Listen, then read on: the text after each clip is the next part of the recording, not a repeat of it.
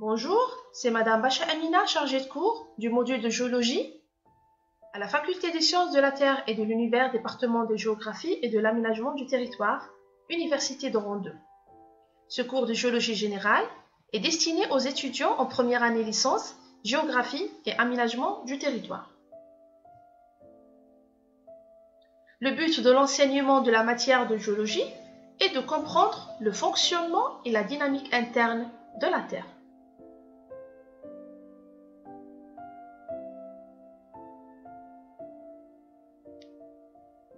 Ce module est structuré en plusieurs chapitres.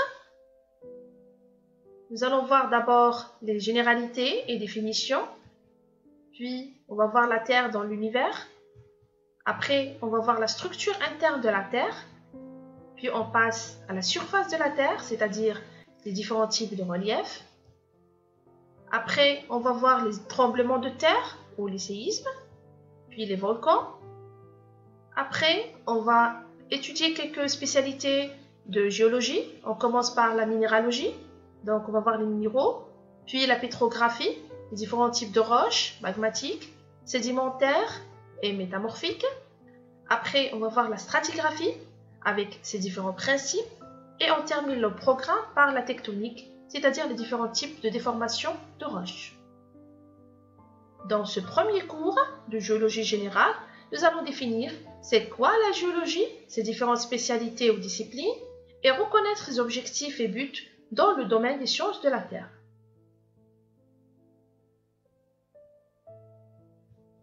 La géologie est définie comme une science qui s'intéresse à l'étude de la Terre ainsi que d'autres planètes du système solaire. Elle s'intéresse également à l'étude des roches, des minéraux, des fossiles et aux ressources naturelles telles que l'eau, le charbon, les hydrocarbures et autres. Elle s'intéresse à l'activité terrestre illustrée par les séismes, les volcans et les instabilités de terrain. Les mots qui sont soulignés dans le texte feront l'objet des cours prochains. La géologie présente deux buts. Un but scientifique et un but économique. On commence d'abord par le but scientifique de la géologie. Grâce à la géologie, nous avons pu reconstituer l'histoire et l'âge de la Terre. Les travaux qui ont été déjà réalisés par les scientifiques montrent que la Terre s'est formée il y a 4,5 milliards d'années. Le détail sur la formation de la Terre, nous allons le voir dans le cours prochain. La découverte du concept de la tectonique des plaques qui montre que les continents sont portés par des plaques lithosphériques est un résultat scientifique majeur. Grâce à la géologie, nous pouvons expliquer la position des régions géographiques sujettes au séisme et aux volcans. Concernant le but économique de la géologie, c'est d'explorer et exploiter les couches géologiques profondes dans le but de découvrir des ressources naturelles telles que les minéraux, les eaux, les charbons, les pierres de construction, ainsi que les pierres précieuses telles que l'or.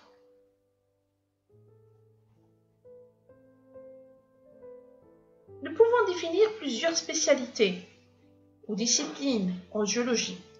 On commence d'abord par la pétrographie. Cette discipline s'intéresse à la description des roches par une étude macroscopique, c'est-à-dire à l'œil nu, puis microscopique en laboratoire en utilisant un microscope polarisant. La minéralogie et la cristallographie. La minéralogie s'intéresse à étudier les minéraux, alors que la cristallographie s'intéresse à étudier les cristaux. On va voir dans les cours prochains ces deux spécialités en détail. La pétrologie, elle s'intéresse aux mécanismes physiques et chimiques qui sont responsables à l'origine de la formation et la transformation des roches. La sédimentologie, elle a pour but d'étudier les mécanismes et les processus de formation des roches sédimentaires. La stratigraphie, elle permet d'étudier la succession des différentes couches géologiques, ou dites aussi les strates. Elle repose sur différents principes. Cette spécialité aussi fera l'objet des cours prochains.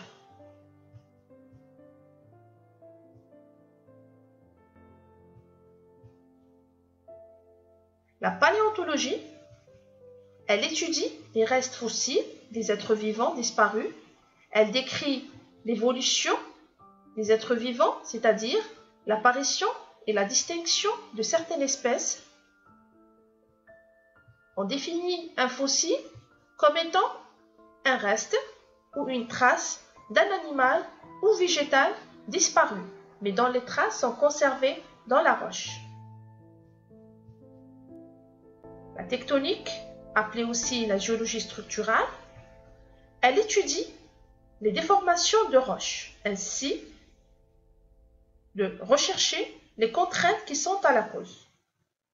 Elle montre que la roche peut se casser, c'est ce qu'on appelle la tectonique cassante, et ça donne naissance aux failles, comme elle peut se plisser en donnant des plis, et c'est ce qu'on appelle la tectonique souple.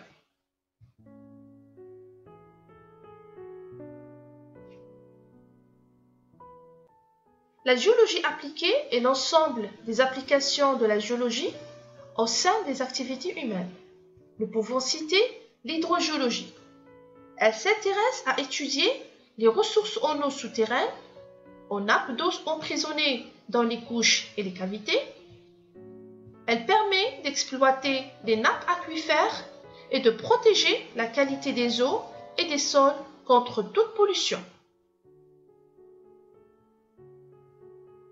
La géologie de l'ingénieur, appelée aussi géotechnique, elle s'intéresse aux propriétés physiques de la roche afin de tester leur capacité à soutenir des constructions et ouvrages d'art tels que les ponts, les barrages, les routes et autres.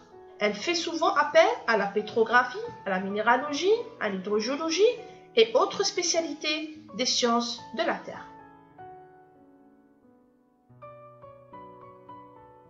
Sur le terrain, le géologue est muni entre autres d'un marteau de géologue qui permet de casser la roche pour pouvoir l'échantillonner et l'observer, décrire sa texture, sa couleur, odeur et les minéraux de grande taille.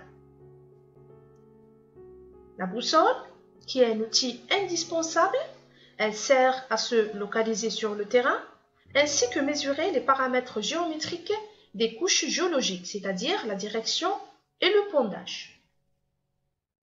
Aujourd'hui, pour se localiser, on utilise le GPS, mais la boussole reste toujours indispensable.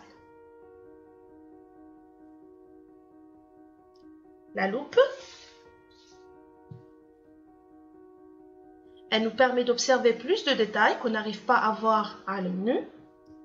Et le microscope polarisant, après l'étude de la roche à l'œil nu et à la loupe, le géologue doit compléter son étude en laboratoire en utilisant un microscope polarisant. Ce dernier permet d'observer les détails de l'ordre de dixième de millimètre. Enfin, la carte topographique, elle représente un élément de base pour le géologue. C'est un document très important. Il sert à se localiser sur le terrain, ainsi qu'un document de base pour les cartes géologiques. La carte topographique, vous allez l'aborder en détail en TD.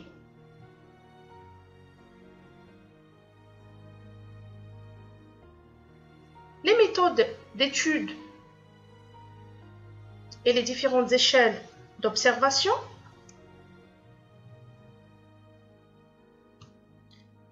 sont celles d'une approche scientifique classique, c'est-à-dire on commence par une étude générale ou dite aussi régionale ou à grande échelle d'observation,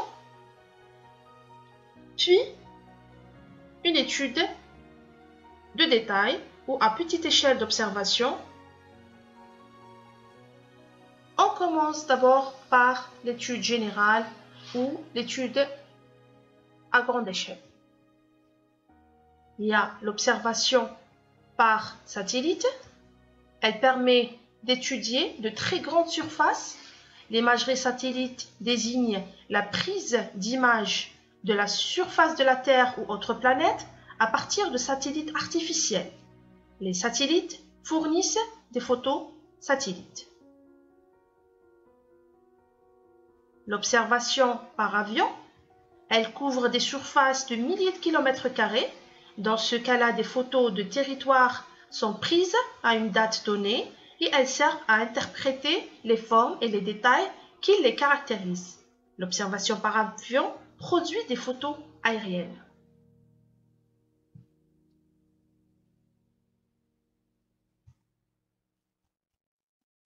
L'observation régionale, elle permet d'étudier une région vaste de plusieurs kilomètres carrés de surface et elle se fait sur la base de cartes topographiques. Concernant l'étude de détail, elle commence par une observation à l'œil nu, c'est-à-dire c'est l'aspect le plus courant de l'observation en sciences de la nature, c'est-à-dire observer directement la roche ou le minéral, le décrire de façon générale, c'est-à-dire sa couleur, sa texture, odeur, aspect, etc. Et pour plus de détails, le géologue utilise la loupe pour pouvoir observer la composition minéralogique ainsi que les cristaux de taille millimétrique. Le microscope polarisant permet d'observer des détails de l'ordre de dixièmes de millimètre.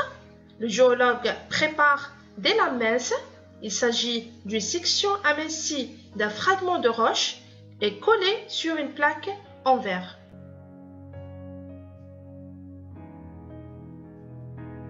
Ainsi se termine ce premier cours. J'espère qu'il vous a résumé et expliqué les notions de base en géologie qui seront utiles par la suite. Pour toute question, veuillez me contacter par mail sur mon adresse figurée dans la fiche de contact. Je vous donne un rendez-vous le cours prochain qui sera sur la Terre dans l'univers. À bientôt.